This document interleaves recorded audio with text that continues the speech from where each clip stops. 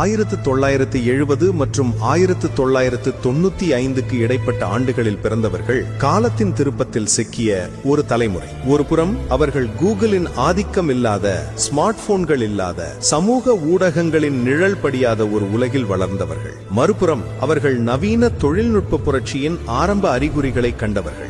இது அவர்களை மற்ற எந்த தலைமுறையினரையும் விட தனித்துவமானவர்களாக ஆக்குகிறது. இந்த தலைமுறையினர் நேருக்கு நேர் பேச கற்றுக்கொண்டார்கள். ஒவ்வொரு பதிலையும் ஒரு பொத்தானை தட்டி தேடும் பழக்கம் இல்லாமல் ஒருவருக்கொருவர் கண்களை பார்த்து உள்ளுணர்வோடு பிரச்சனைகளை தீர்த்தவர்கள் இவர்கள். படைப்பாற்றல் மற்றும் விடாமுயற்சி இவர்களின் அடையாளமாக இருந்தது. ஒரு கடிதத்திற்காக வாரக்கணக்கில் காத்திருப்பதும் ஒரு தொலைபேசி இணைப்பிற்காக பொறுமையாய் இருப்பதும் இவர்களின் வாழ்க்கை பாடங்கள். தெருவிளக்குகள் எரியும் வரை வெளியே விளையாடும் சுதந்திரம் அவர்களுக்கு இருந்தது. உண்மையில் இந்த பூமியின் சிறந்த தலைமுறையாக அவர்கள் எப்போதும் இருப்பார்கள் என்பதில் சந்தேகமில்லை.